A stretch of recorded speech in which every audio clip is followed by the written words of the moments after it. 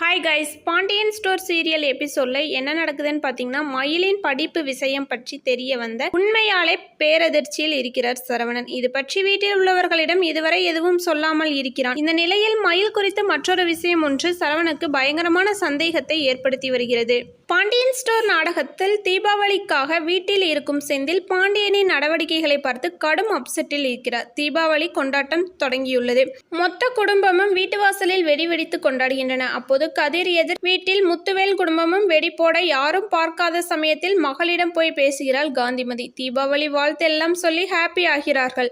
அப்போது ரோட்டில் வைத்து சரவணன் அடித்த ஞாபகம் குமாருக்கு வரவும் வேண்டுமென்றே ஒரு வெடியை எடுத்து அவன் மேல் போடுகிறான். இதனால் கோபமாக கதிர் செந்தில் இருவரும் கோபப்பட்டு குமாரை அடிக்க வருகின்றனர். இதனால் அங்கு வாக்குவாதம் வெடிக்கிறது. இரண்டு குடும்பத்துக்கும் இடையில் சண்டை வெடிக்க காந்திமதி இடையில் புகுந்து சமாதானம் செய்கிறாள். அதன் பின்னர் மறுபடியும் அவர்கள் வெடி வைக்க ஆரம்பிக்கின்றனர். வெடியெல்லாம் வைத்துவிட்டு அனைவரும் உள்ளே போக கதிர், சரவணன், செந்தில், பழனி 4 பேரும் வாசலில் உட்கார்ந்து கதை பேசிக் கொண்டு இருக்கின்றனர். பழைய தீபாவளி அன்று நடந்த விஷயங்களை எல்லாம் பற்றி பேசுகிறார்கள். அப்போது வழக்கம் போல பாண்டியனை கேப் கிடைக்கும் போதெல்லாம் குத்தி காண்பித்து ஏதாவது பேசுகின்றனர். இதனால் சரவணன் கடுப்பாகி, ஏண்டா அப்பாவை பத்தி நல்ல விஷயம் சொல்லவே எதுவுமே இல்லையா உனக்கு அப்படின்னு கேட்கிறார். அதற்கு செந்தில், ஏதாவது இருந்தால் சொல்ல மாட்டேனா அண்ணா, நடந்த விஷயங்களை தானே பேசுறேன் என்கிறான். பக்கத்தில் கிச்சனில் அனைவரும் வேலை பார்த்து கொண்டு கதை பேசுகின்றனர். அப்போது ராஜி ஒவ்வொரு தீபாவளிக்கும் குடும்பத்தோடு படத்துக்கு போவது பற்றி சொல்கிறாள்.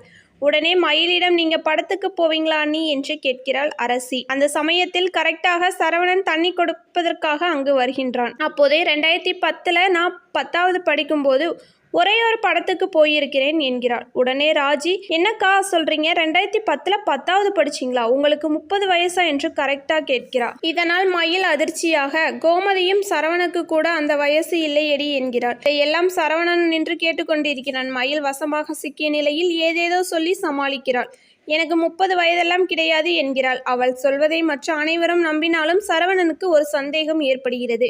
இவள் ரொம்ப பதட்டப்படுறத, ஏதாவது பொய் பேசும்போதுதான் இந்த மாதிரி பதட்டம் அடைவாள் என கரெக்டாக கண்டுபிடிக்கிறான் சரவணன். ஆனால் உடனடியாக அது பற்றி எதுவும் கேட்காமல் அப்படியே மனதிற்குள்ளே வைத்து விடுகிறார். மறுநாள் காலையில் 4 மணிக்கெல்லாம் கோமதி எழுந்துவிட்டு வீட்டில் உள்ள அனைவரையும் எழுப்பி விடுகிறாள். அதன் பின்னர் அனைவரும் குளித்துவிட்டு வந்து சாமி கும்பிடுகின்றனர். அப்போது பழனி, சுகன்யா இருவருக்கும் முதலில் புது துணி கொடுத்து ஆசீர்வாதம் வழங்குகின்றனர் பாண்டியன், கோமதி. அதனைத் தொடர்ந்து சரவணன், கோமதி, பின்னர் செந்தில், மீனா இருவரும் வருகிறார்கள். அப்போது மீனா பெயரை சொல்லி மட்டும் பாண்டியன் ஆசீர்வாதம் வழங்குகிறான். இதெல்லாம் செந்தில் அப்செட் அடைய, 2 பேரும் நல்லா இருப்பீங்க என்கிறாள் கோமதி. இதை அடுத்து நடக்க போவது என்ன என்பதை நாளை பார்க்கலாம். ஓகே கைஸ், வீடியோ பிடிச்சிருந்தா மறக்காம லைக் பண்ணிக்கோங்க. அப்படியே நம்ம சேனலை சப்ஸ்கிரைப் பண்ணாதவங்க சப்ஸ்கிரைப் பண்ணிக்கோங்க. தேங்க்ஸ் ஃபார் வாட்சிங்.